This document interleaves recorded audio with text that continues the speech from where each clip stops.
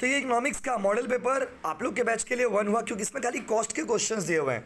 एक एक करके हम सारा क्वेश्चन सॉल्व करा रहे हैं, आप मिलाते जाइए आपका सही है कि गलत, क्योंकि हमने कॉस्ट कुछ दिन पहले ही पढ़ाया था। एएफसी का शेप बताओ क्या होगा। हमने मैसेज में भी कहा था come with the revision please, तो आप लोग थोड़ा रिवीजन किया करिए घर में। एएफसी क्या होगा, downward sloping, upward rising, U shape या हॉरिजॉन्टल। अंडरस्टैंड बोल रहे। AFC downward sloping, rectangular hyperbola, सब तो एएफसी का नाम था। एलएसी क्या होगा, एलएसी यू शेप होगा। 2 का ए। आप लोग घर में पढ़ रहे ना बाबू? नहीं, ओके। हाँ, ऑनेस्ट फीडबैक, नहीं पढ़ रहे तो नहीं बोले, झूठ बोल के फायदा नहीं है। तो हमको समझ आ रहा ना कि आप नहीं पढ़ रहे। अच्छा, एवीसी का मिनिमम पॉइंट को क्या बोलते, थोड़ा नया है। देखो, एवीसी का जो मिनिमम पॉइंट होता है, मतलब एवरेज वेरिएबल कॉस्ट का जो मिनिमम पॉइंट होता है ना, जो मिनिमम पॉइंट होता है एवरेज वेरिएबल कॉस्ट का, एवरेज वेरिएबल कॉस्ट का मतलब होता है जब मान लीजिए आप खर्चा नहीं निकाल पा रहे, तो अगर एवरेज वेरिएबल कॉस्ट का मिनिमम पॉइंट पे चले जाएंगे तो बिजनेस आपका बंद हो जाएगा। जैसे 2 तरह का खर्चा होता है ना, फिक्स कॉस्ट, वेरिएबल कॉस्ट। जैसे कोचिंग का भाड़ा फिक्स कॉस्ट है, लेकिन मान लीजिए जीरोक्स का खर्चा जो आप लोगों को जीरोक्स दे रहे वो वेरिएबल कॉस्ट है। मान लीजिए मेरा कमाई इतना कम हो गया कि हम जीरोक्स का भी पैसा नहीं निकाल पा रहे। अगर हम जीरोक्स का भी पैसा नहीं निकाल पा रहे तो बताइए हम बिजनेस चलाएंगे या बंद कर देंगे? शट डाउन पॉइंट मार दीजिए। सही है ना? सही था कि गलत? जो लोग किए हो आप लोग किए को, ये तो लास्ट 2 क्लास पहले ही हुआ था, तो आप लोग ज़्यादातर बच्चों का किया हुआ है। अब नहीं आए होंगे तो हम क्या करें बाबू, घर तो ले जाएंगे ना पढ़ाने के लिए भी प्रैक्टिकल। देखिए, AVC equal two plus AFC, दोनों को जोड़ेंगे तो क्या आएगा? क्या क्या दैट आंसर बोल रहे हैं, एसी होगा, एसी। वो लिखवाए भी लास्ट क्लास में, एएफसी और एवीसी जोड़ेंगे तो क्या होगा? एसी होगा। लास्ट क्लास में फॉर्मूला भी करवाए थे। बस यार आप लोग नहीं पढ़ते हो घर में, एकदम देख के लग रहा जो तो मार दे रहे आप लोग। लो होगा होगा, नहीं होगा नहीं होगा। टीएफसी का शेप क्या होगा बताओ? Horizontal straight line parallel to X axis. बग मन गिना दे रहे आप लोग। कौन सा कर्व को इन्वेलप कर्व बोलते हैं बताओ? ये सही होगा क्योंकि लास्ट क्लास में कराए थे। हाँ, एसीसी अगर मिनिमम होगा तो एमसी क्या होगा? इक्वल टू हाँ, एसी एमसी नाग नागिन वाला रिलेशन याद आया? तो देखो, जो कुछ बच्चों के पास मान लीजिए नए हैं, उनके पास बुक नहीं है तो समझ आ रहा है। कुछ बच्चों के पास बुक रह के भी, क्लास में आके भी, क्लास करके भी नहीं पढ़ रहे, ये गलत है यार। क्या जी? ओ देखिए तो short run AC curve, AC का शेप देखने में कैसा होता है बताओ? बोलो, यू होगा, right. MC curve is less than AC, AC is more than MC, none of these, cut the AC from below, answer होगा cut the AC from below, cut the AC from below।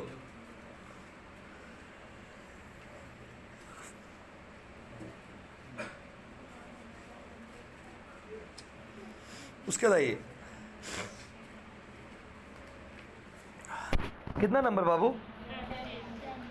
Average cost जब बढ़ेगा, AC MC का relation पढ़ाए थे आपको, जब average cost बढ़ता है तो मार्जिनल कॉस्ट भी बढ़ता है, but average cost is more than marginal cost, sorry marginal cost is more than average cost.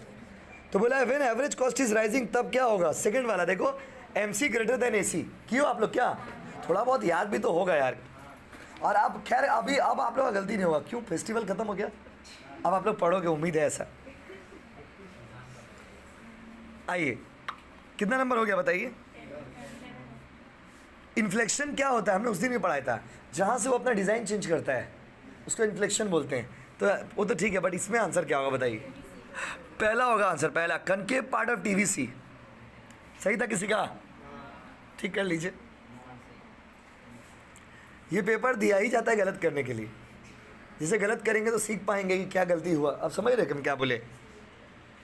अब आइए, ये बताना भाई, नहीं तो बुरा लग जाएगा हमको। In the long run all cost are very good यार, बहुत बढ़िया।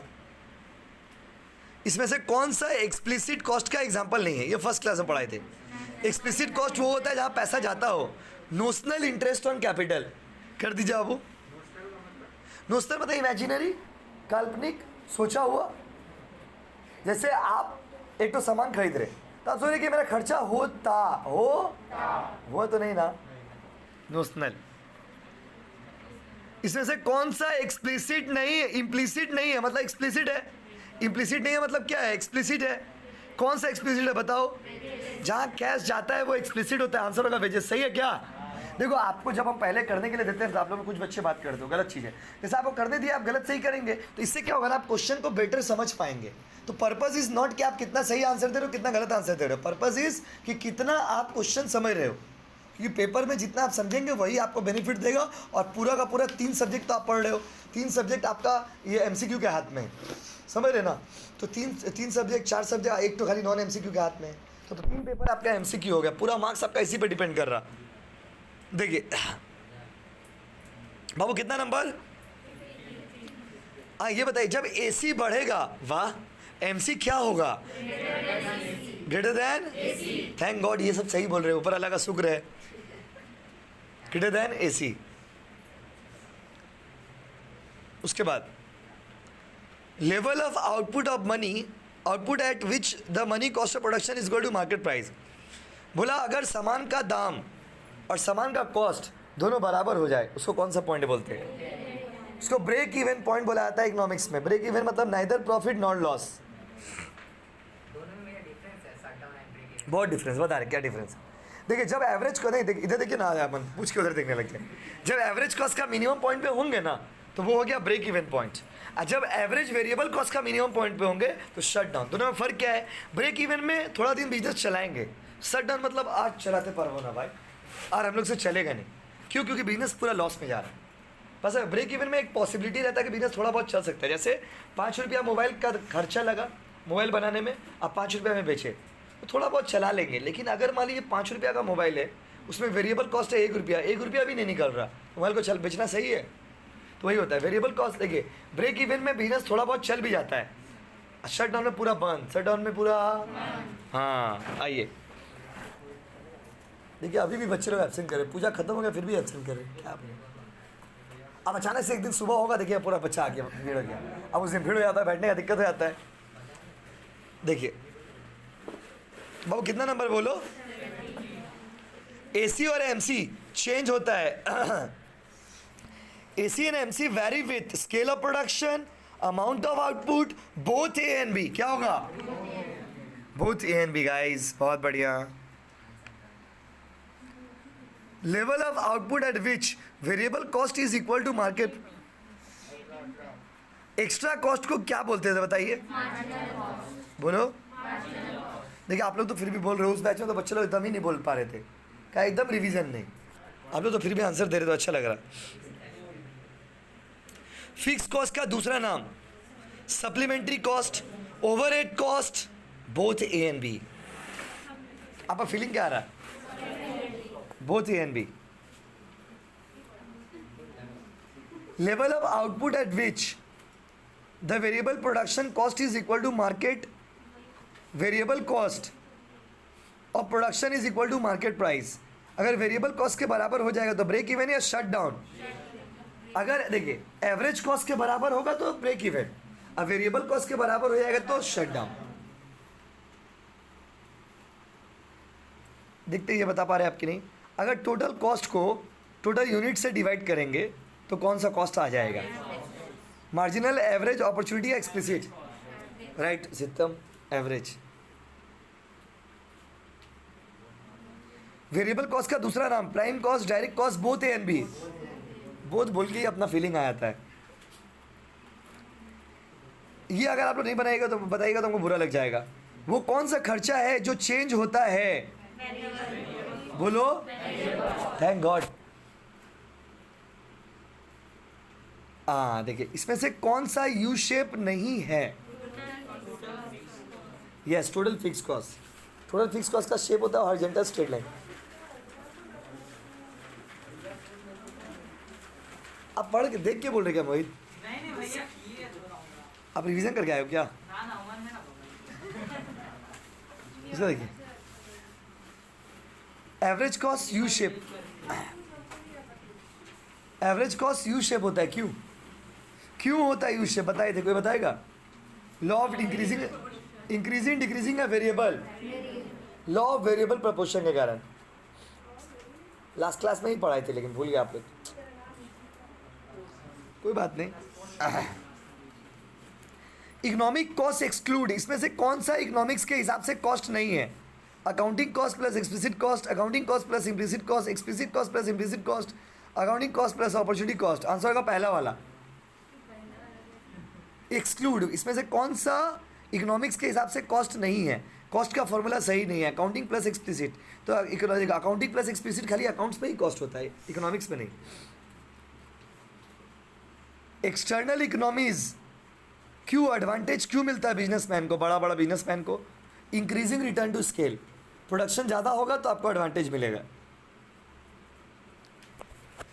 देखते हैं ये कौन बताता है। Long run price is also called, long run के प्राइस को क्या बोलते हैं? Normal price.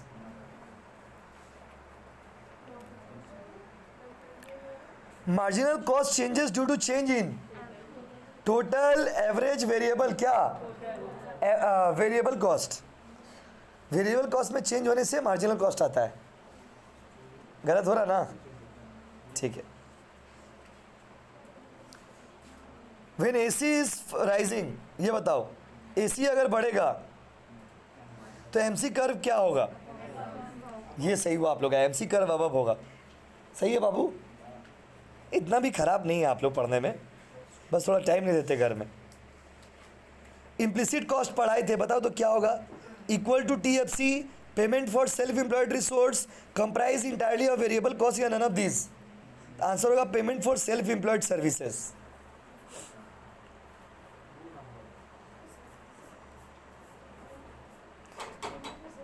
यार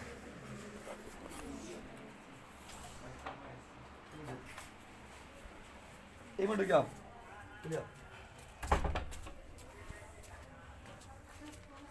तो आप आगे क्लास करेंगे, ऑनलाइन करेंगे? ठीक।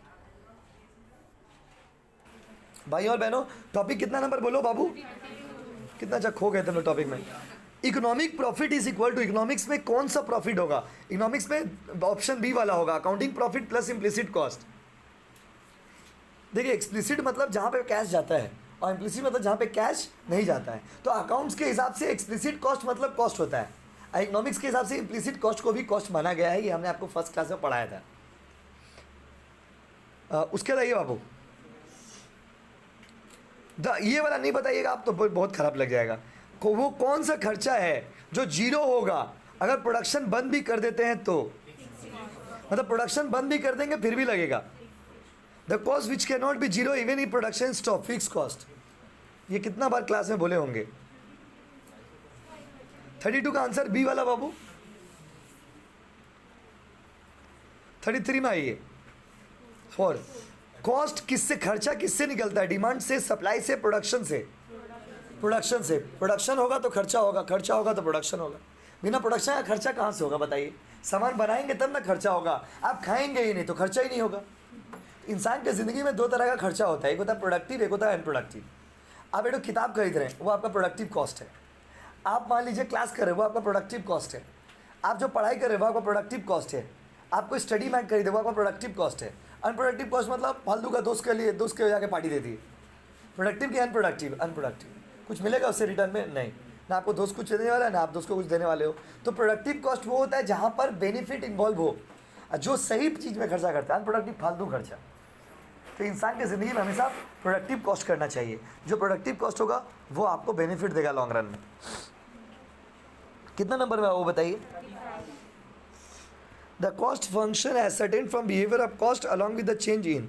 कॉस्ट किसके ऊपर डिपेंड करता है? कॉस्ट डिपेंड करता है आउटपुट के ऊपर। High production high cost, low production low cost, no production no cost. याद आ रहा? कितना नंबर बच्चों? वो कौन सा कॉस्ट है ये बताइए ना। वो कौन सा कॉस्ट है जो हमेशा पैरेलल टू एक्स एक्सिस होता है? Total cost, total variable cost, total fix cost या मार्जिनल कॉस्ट? टीसी और टीवीसी का शेप डिपेंड किसके ऊपर करता है? Law of variable proportion. Law of variable proportion mark कर लीजिए, हाईलाइट कर लीजिए।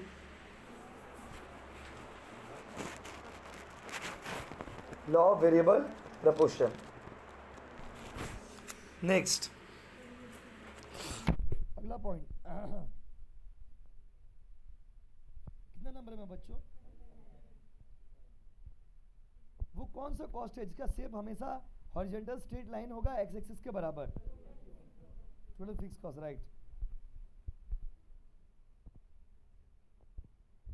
एवरेज कॉस्ट घट सकता है even when dash cost is rising, dash में होगा marginal.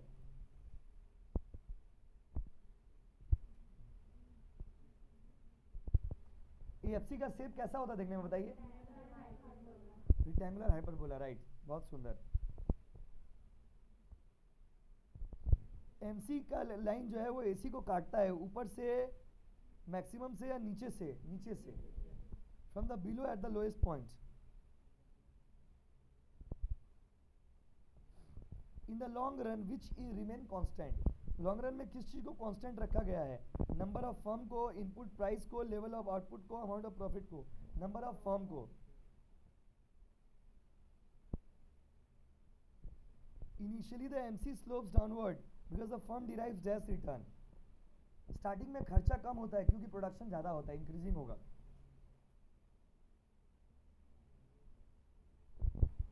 The average total cost will be minimum at the point where, जब एवरेज कॉस्ट मिनिमम होगा तो उस केस पर क्या होगा?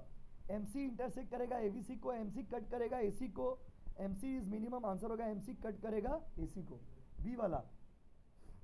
खाली कॉस्ट का ही क्वेश्चन है इस मॉडल पेपर में।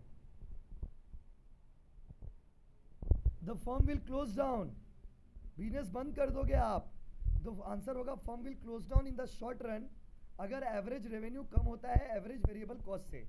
आंसर होगा शॉर्ट पीरियड और एवरेज वेरिएबल कॉस्ट, सी वाला शायद, सी में देखिए। और last point, modern industrial unit, आज के ज़माने में ज़्यादातर कंपनी का जो कॉस्ट कर्व है वो कौन सा शेप होता है और किस कारण से होता है? एल शेप होता है और टेक्नोलॉजी के कारण से होता है। हर जगह यू नहीं होगा बाबू, हर टाइम में ना, एल शेप एंड टेक्नोलॉजी के कारण। ये था हम लोग का मॉडल पेपर 1 जिसमें खाली कॉस्ट का क्वेश्चन